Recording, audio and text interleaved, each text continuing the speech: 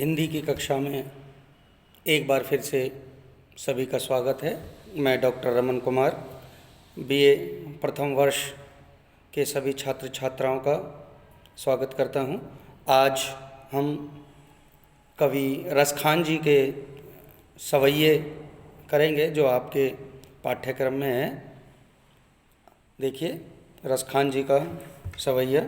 मानुष हों तो वही रसखानी, बसों ब्रज गोकुल गाँव के ग्वारन।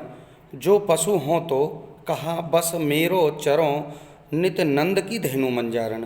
पाहन हो तो वही गिरी को धरियो, कर छत्र पुरंदर धारण। जो खग हो तो बसेरो करो, मिली कालिंदी कूल कदम्ब की डारन। प्रस्तुत पद्यांश में, प्रस्तुत सवैये में कवि रसखान जी जो है अगले जन्म में श्री कृष्ण की ब्रजभूमि में जन्म लेना चाहते हैं। वो इनकी इच्छा है कि वो जब भी उनको जन्म मिले तो वो ब्रज की भूमि में ही मिले।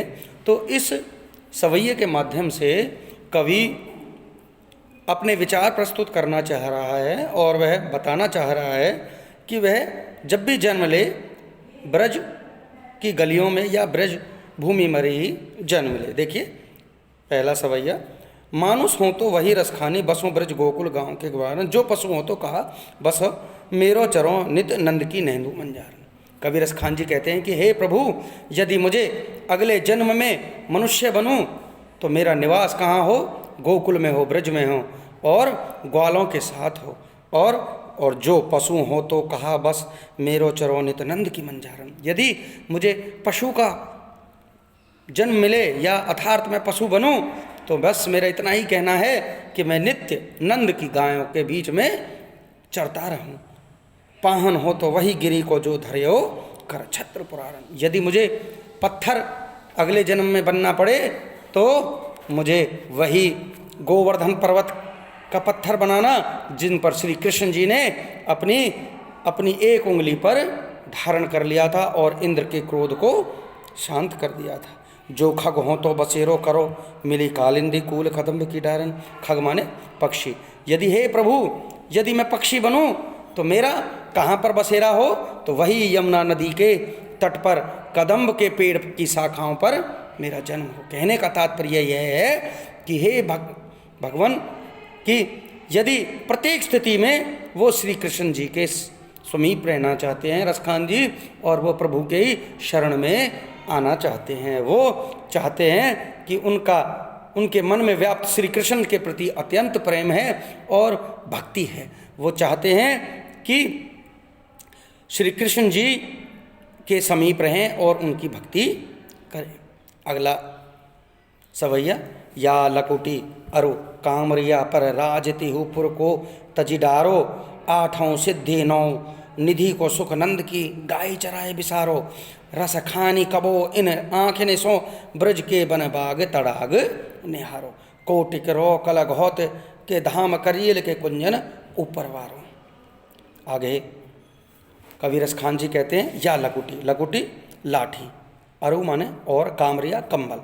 कि भाई कवि कहता है कि श्री कृष्ण की लाठी और कंबल पर तो मैं राजति हुई पुर को तजी डारो। तजी माने त्यागना, कि तीनों लोगों के राज्य के सुखों को भी मैं न्यौछावर कर दूंगा। आठों सिद्धि, 8 सिद्धि, नवों निधि और 9 निधियों को सुख नंद की गाय चराएं बिसारो। और 9 निधियों को और 8 सिद्धियों के सुख को मैं भुला दूंगा। किसके लिए? उसकी गाय के चराने के लिए, कि नंद की गायों को चराने के लिए तो मैं 8 सिद्धि और 9 निधियों को भी त्याग दूंगा। रस खानी कबो इन आँखें सो, ब्रज के बन बाग तड़ाग निहारो। आगे रसखान जी कहते हैं कि मैं अपनी आँखों से ब्रज के बाग बगीचे और तालाबों को देखने के लिए अत्यंत ही व्याकुल हूँ। कोटिक रो कल घोत के धाम करियल के कुंजन ऊपर वारो। मैं ब्रज के वृक्षों के समूह जहाँ पर श्री कृष्ण खेलते थे एवं गाँव को चराते थे, सोने से निर्मित करोड़ों भवन को भी न्यौछावर कर सकता हूँ। अर्थात कवि इन पंक्तियों के माध्यम से यह कहना चाहता है कि वह हर हाल में प्रभु श्री कृष्ण के साथ रहना चाहता है और वह अगले जन्म में ब्रज की भूमि में ही अपना जन्म लेना चाहता है। विशेष में आप लिख सकते हैं कि इन पंक्तियों में कवि ने श्री कृष्ण और ब्रज के भूमि के प्रति अपनी गहन प्रेम भावना का वर्णन किया है।